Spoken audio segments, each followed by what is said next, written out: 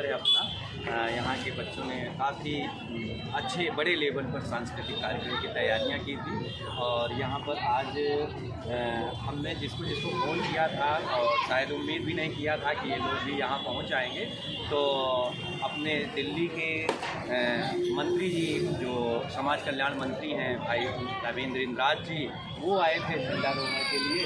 वो सबसे पहले ही वो पहुँच आए, कार्यक्रम जैसे ही शुरू हुआ वैसे ही आए, तो झंडारोहण का कार्यक्रम उनके द्वारा हुआ। और उसके बाद पूर्व एमएलए श्री जय भगवान जी और पूर्व एमएलए वेद प्रकाश जी और पूर्व निगम पार्षद और ये सब जो क्षेत्र के गणमान्य लोग जिनका क्षेत्र में बहुत बड़ा सहयोग रहा है शाहाबाद डेयरी जे कॉलोनी को आगे बढ़ाने में, वो सभी इस कार्यक्रम में आज शामिल हुए। मुझे बहुत खुशी है और सबसे ज़्यादा खुशी है कि आज अनमोल ताज़ा खबर की ओर से और मेट्रो जनयुद्ध और देशवाणी न्यूज़ चैनल के माध्यम से भी हम सबको जनता के सामने लाने का प्रयास किया गया है। मैं आप सभी चैनल के लोगों को बहुत बहुत धन्यवाद देता हूं कि आप लोग भी अपना समय बात अधूरी रह जाएगी अगर दर्शकों को राजधानी कंप्यूटर एजुकेशन के बारे में पता ना है।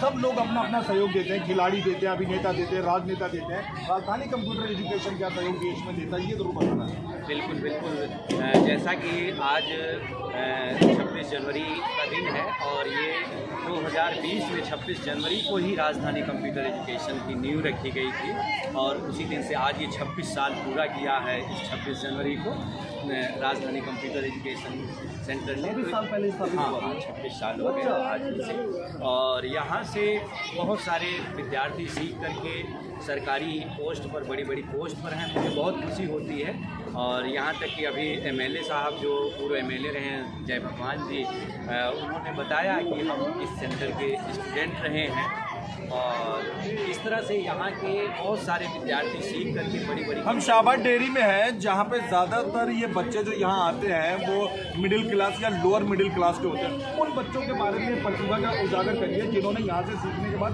अलग अलग जगह पद में बिल्कुल। यहाँ ये शाहाबाद डेयरी जैसा कि जे कॉलोनी है और कई बार न्यूज़ वगैरह के माध्यम से यहाँ की कुछ गलत लोगों की गलत गतिविधियों के कारण भी चर्चा रहती है। इसी बीच में हम सब लोग एजुकेशन पर काम करते हैं और यहाँ से हम उस समय सेंटर चला रहे थे जब लोग कंप्यूटर के बारे में सुन करके भी दूरी बनाते थे। तब से ये सेंटर अपना शुरुआत किया और आज तमाम सबके सहयोग से ये सेंटर बहुत आगे बढ़ता रहा है और यहाँ के सीखे हुए बच्चे अपने दिल्ली ही नहीं भारत के कोने कोने में और विदेश तक गए हुए हैं। मुझे बहुत खुशी होती है ऐसे बच्चों को सीख करके। कई बच्चों को तो हम भूल चुके हैं जो सीख करके यहाँ से गए हैं, बड़ी बड़ी पोस्ट पर हैं, मिलते हैं तो बताते हैं कि सर मैंने यहीं से सीखा है। तो मुझे बहुत खुशी होती है कि मैं सब अच्छा लग रहा है।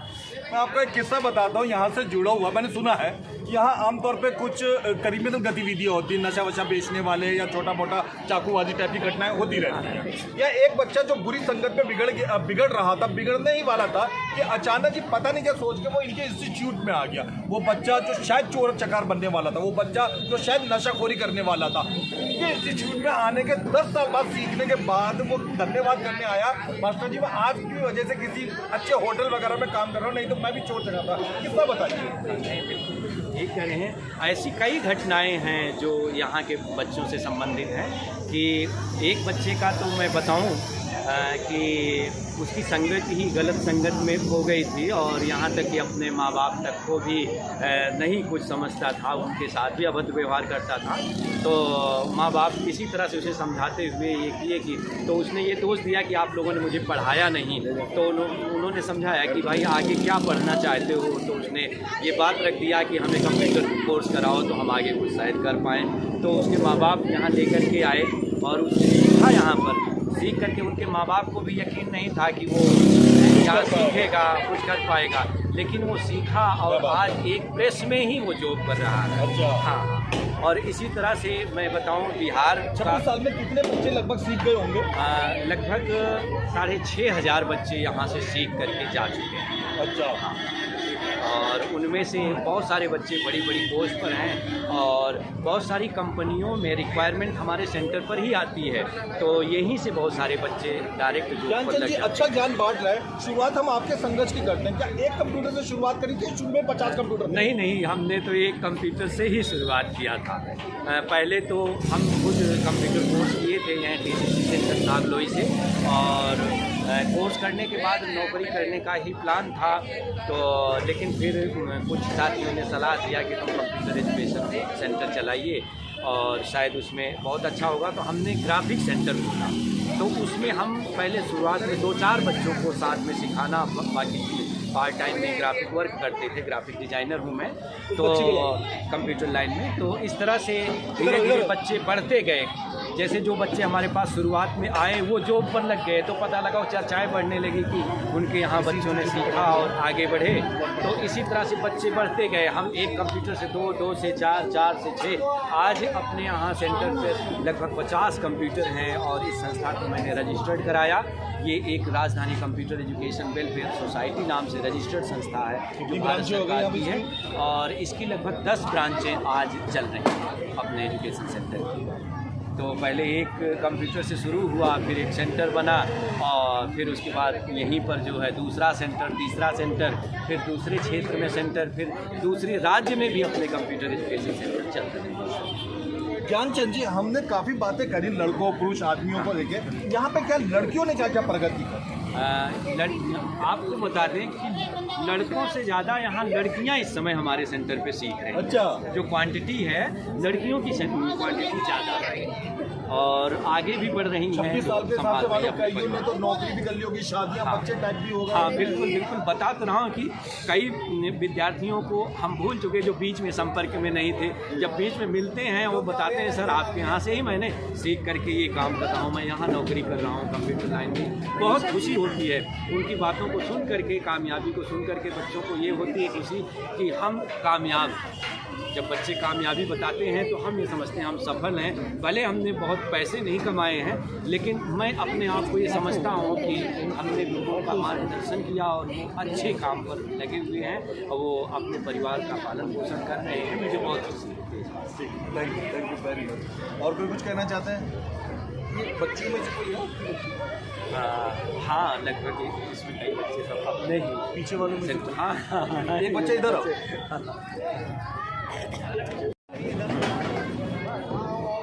ये लड़की मनीषा है, शाहबाद डेयरी में रहती है। इसी राजधानी कंप्यूटर एजुकेशन सीखा। मैं आपको बता दूं, शाहबाद डेयरी लगभग मिडिल क्लास लोगों का और लोअर मिडिल क्लास लोगों का। क्या काम करते हैं पापा तुम्हारे?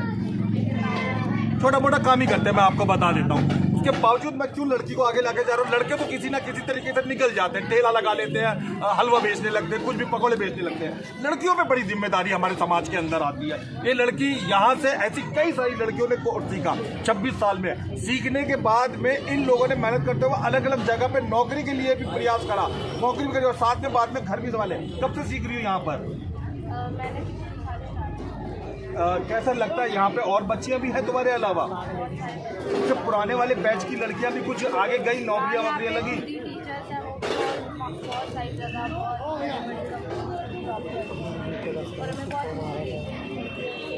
हमें और ज़्यादा मेहनत करनी है और अच्छा सीखना और बड़े बड़े मुकाम हासिल करने। बड़े घरों की लड़कियां, अपर मिडिल क्लास की लड़कियां भी आमतौर पे बीए करने के बाद में उन्हें घर पे बैठा लिया जाता है। मुझे बताते हुए अच्छा लग रहा है कि इस कॉलोनी में लड़कियों ने कंप्यूटर सीखा और इस स्कूल के अंदर बाकायदा टीचर के तौर पे पढ़ाई कर रही है, बच्चों को पढ़ा रही है और बच्चे तैयार कर रही है। मास्टर जी, लड़कियों के लिए क्या कोई डिस्काउंट ऑफर वगैरह भी रखा जाता है या सबको बराबर फीस रखी जाती है?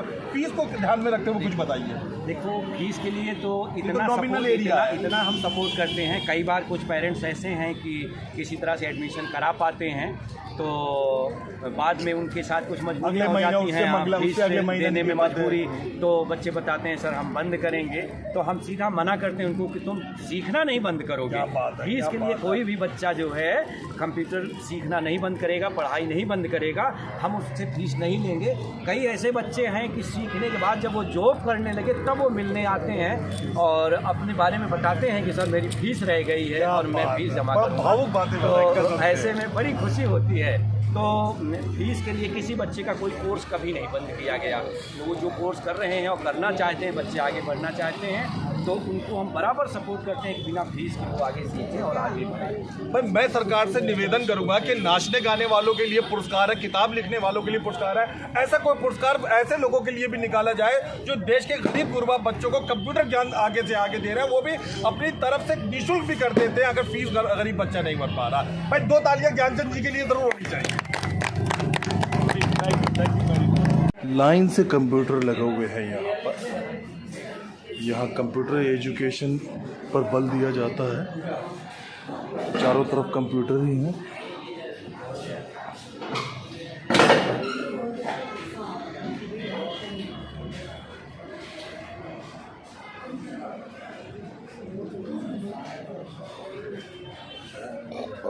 यहाँ ढेर सारे कंप्यूटर हैं जो सिर्फ कंप्यूटर ज्ञान के काम ही आते हैं।